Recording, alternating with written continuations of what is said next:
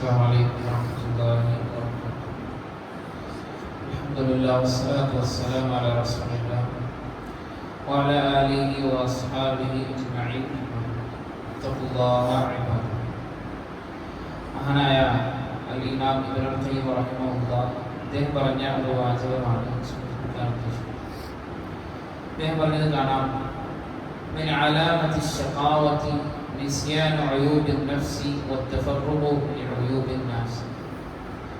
മഹാനായ ഇബ്നുൽ ഖയ്യിം റഹിമഹുല്ലാഹ് അദ്ദേഹം പറയാണ്, മിൻ അലാമത്തി ശഖാവ, ഒരാളുടെ ദൗർഭാഗ്യത്തിന്റെ അടയാളങ്ങളിൽപ്പെട്ടതാണ്, അയാളൊരു ദൗർഭാഗ്യവാനാണ് എന്ന് നമുക്ക് മനസ്സിലാക്കാൻ സാധിക്കുന്ന ഒരു അടയാളമാണ് നിസ്യാനു ഉയൂബിൻ നഫ്സി വത്തഫറുഖു ലിഉയൂബിൻ നാസ്.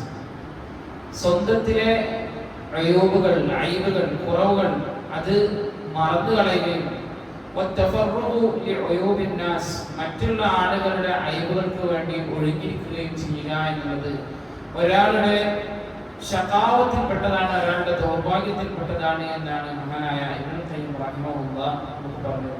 എന്ന് പറഞ്ഞു കഴിഞ്ഞാൽ നമുക്ക് ജീവിതത്തിൽ ഒരുപാട് കുറവുകളുണ്ടാവും. നമ്മുടെ സാമ്പത്തിക മേഖലയിലാണെങ്കിലും, അതല്ലെങ്കിൽ നമ്മുടെ ദാമ്പത്യ മേഖലയിലാണെങ്കിലും, അതല്ലെങ്കിൽ മറ്റേ കച്ചവട മേഖലയിലോ ജോലി മേഖലയിലോ ഒക്കെ ആണെങ്കിൽ ഒരുപാട് കുറ്റങ്ങളും കുറവുകളും നമുക്ക് തന്നെ ഉണ്ടാവും. പക്ഷേ ആ കുറ്റങ്ങളും കുറവുകളും ഒന്നും നമ്മൾ ഗൗനിക്കാതെ മറ്റുള്ള ആളുകൾക്ക് ചെറിയ ചെറിയ മിസ്റ്റേക്കുകളും ചെറിയ ചെറിയ കുഴപ്പങ്ങളൊക്കെ ഉണ്ടാവും. അതിനു വേണ്ടി നമ്മളിങ്ങനെ ഒഴിഞ്ഞിരിക്കുക, മറ്റവർക്ക് എന്തൊക്കെ കുഴപ്പങ്ങളുണ്ട്, മറ്റവർക്ക് എന്തൊക്കെ പ്രയാസങ്ങളുണ്ട് എന്നിങ്ങനെ നോക്കി നടക്കുക എന്നുള്ളത് ഒരാളുടെ ദൗർഭാഗ്യത്തിന്റെ അടയാളമാണ് എന്നാണ് മഹാനായ ഇബ്നുൽ ഖയ്യിം റഹ്മത്തുള്ളാഹി അലൈഹി തന്നെ നമുക്ക് പറഞ്ഞു. അതുകൊണ്ട് നമ്മുടെ സ്വന്തത്തിൽ എന്തെല്ലാം കുറ്റങ്ങളും കുറവുകളും ഉണ്ട് എന്നതിനെ കുറിച്ചാണ് നമ്മൾ കൂടുതലായി നമ്മൾ ചിന്തിക്കേണ്ടത്. അതല്ലാതെ മറ്റുള്ള ആളുകൾക്ക് എന്തൊക്കെ കുറ്റങ്ങളുണ്ട്, കുറവുകളുണ്ട് എന്ന് ചിന്തിക്കുന്നത് അത് നമുക്ക് ഖൈർ വരുത്തുകയില്ല. മാത്രമല്ല, അങ്ങനെ എന്തെങ്കിലും കുറ്റങ്ങളും കുറവുകളും കാണുകയാണെങ്കിൽ കാണാൻ വേണ്ടി നടക്കാൻ പാടില്ല.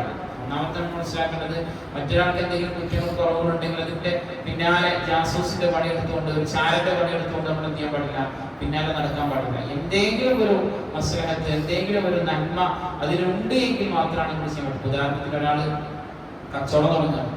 ആ കച്ചവടം തുടങ്ങുമ്പോൾ താൻ കച്ചവടം തുടങ്ങുന്ന ആളുമായിട്ടുള്ള അയാളുടെ ജീവിതം എങ്ങനെയാണ്, അയാളുടെ സാമ്പത്തിക ഇടപാട് എങ്ങനെയാണ്, അതൊന്നും ചുഴന്നന്വേഷിക്കേണ്ട, നമുക്ക് പോയി പൈസ കൊടുക്കാമെന്ന് പറയാൻ പറ്റില്ല. അവിടെ നമ്മൾ ചുഴന്നന്വേഷിക്കേണ്ടുന്ന ഒരു നന്മ, ഒരു മസ്ലഹത്ത് അവിടെ ഉണ്ട്. അതുപോലെ തന്നെ നമ്മളൊരു ദാമ്പത്യ ജീവിതം തുടങ്ങാൻ വേണ്ടി നമ്മുടെ മകളെ കെട്ടിക്കാണ്, അല്ലെങ്കിൽ മോൻ കല്യാണം കഴിക്കാണ്, അപ്പൊ മറ്റു കുടുംബത്തെ കുറിച്ച് ആ ചുഴന്നന്വേഷിക്കലാണ് എന്ന് പറയാൻ പറ്റുമോ? അത് പറ്റില്ല. അവിടെ നമ്മൾ എന്ത് ചെയ്യേണ്ടി വരും?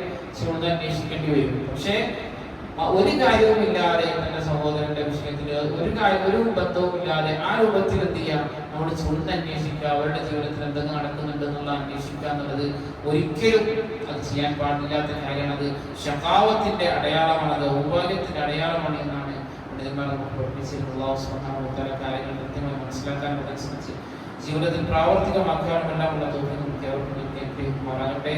سبحانك اللهم وبحمدك أشهد أن لا إله إلا أنت أستغفرك وأتوب إليك. السلام عليكم ورحمة الله وبركاته.